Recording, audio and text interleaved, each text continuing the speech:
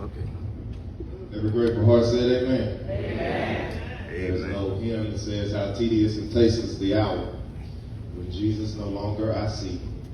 Sweet prospects, sweet birds, and sweet flowers have all lost their sweetness to me. The midsummer sun shines but dim. The fields strive in vain to be gay. But when I am happy in Him, December is as pleasant as May. For certainly we feel the emotions on the day as we say goodbye to my grandmother, Sister Earia. But we rejoice and we count it all joy because we know that indeed she was happy in Him. Protocol having already been established, let me first say how challenging this is for me. But I consider it an honor and a privilege to stand on behalf of my cousins and my brother to say a few words about our grandmother. Growing up, there are two things that I would always tell people about my grandmother when I would describe her. The first thing I would say is she was a woman of great strength. And as a young boy, I got to experience that strength, the physical strength, because I was the recipient of several spankings when I got out of line. And Granny was what I would call an equal opportunity whipper. If you stepped into her house and in her yard and you didn't act right, she would escort you to the nearest tree, have you pick out your own branch, and see to get you back in line. But as I got older, I realized it was more than just a physical strength, but it was also an emotional strength that I had never before seen in a woman. Granny was not a pushover by any means. She would never back down. She was glad to tell you how she felt at a moment's notice, and she kept pushing on regardless of the circumstances that she faced. But perhaps most importantly, the thing that I would say about my grandmother, she was a woman of unyielding and unwavering faith. In 32 years of living, I never saw her once question God. I never saw her ask why. I never saw her denounce her faith. All she did was kept being appreciative for what God was doing. And she kept her faith in the Lord because she knew the victory would belong to her. As I reflected on these two things, I found myself in a familiar story found in Mark chapter 5, verses 24 through 35. In this story, we find a woman with an issue of blood who'd been bleeding for 12 years. Scripture says she'd been in the care of doctors, spent all she had, but yet her situation got worse.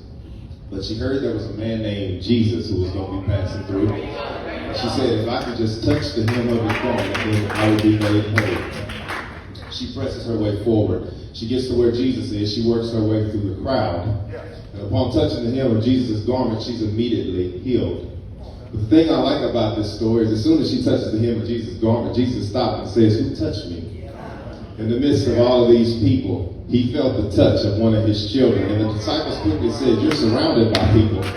There are plenty of people who could have touched you. But he said, no, I felt the power leave my body. Somebody touched me. And so along with that, he realized it was the lady with the issue of blood. And he says, go in peace, for your faith has made you whole. You are now free from all of your suffering. And I thought about that story. One of the things I like about it is just like a lot of other stories in the Synoptic Gospel, this woman remained unnamed. She was labeled by her condition, but she did not have a name. And I contend on the day that I want to name her Earia. I named her that not because Granny had an issue of blood, but I named her that because Granny had some issues in life.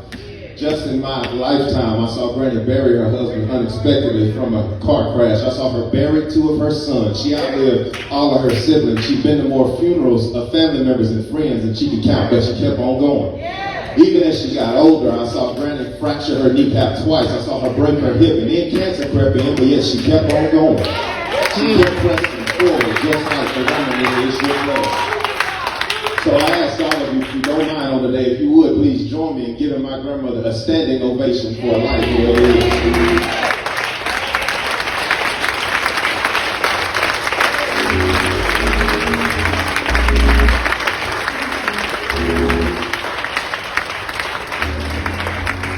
As I take my seat, I would like to encourage my family in the days, weeks, months ahead. The emotions may come back, the tears may fall, the memories will come back to mind, but I'm reminded of a story that I faced. It was in April of 2019. I was summoned to go to Montreal, Canada for a business training. So I was scheduled to leave on Tuesday. The training would be Wednesday and Thursday, and I would fly back to Dallas on Friday. So I made my travel arrangements. My plane was going to leave from Dallas at 1:30 p.m. It would arrive in New York City at 5:30 p.m. and I would catch a connecting flight to Montreal, Canada, and arrive there shortly after 7. I get to the airport, plenty enough time. I print my boarding pass. I check in my bags, and upon getting to the gate, I realized that our plane has been delayed to 3:05. But much to my dismay, the connecting flight from New York City was still scheduled to leave at 5:30 p.m.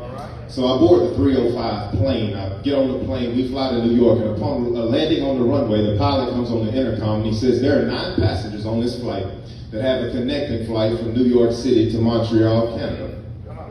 So he said, we made some special arrangements for you. There's a shuttle that's going to take you throughout the airplane hangar so you can bypass airport security. The 9 of us get off the plane. We go through to the shuttle, which takes us through the airplane hangar, and it drops us off at a hidden stairwell that takes us right up to the terminal gate. We're all happy because we believe that we're going to make the plane, but then the crew member tells us, no, you can't get on this plane simply because the airplane door has been shut. And it's against TSA regulations for us to reopen the plane door once it's been shut because that door is connected to a car system. And what this system does is when the door is shut, it starts a timer that lets the air traffic controller know when you're going to be ready for takeoff. We stood there wondering how are we going to get to Montreal, Canada, but the crew member says, I made some special provisions.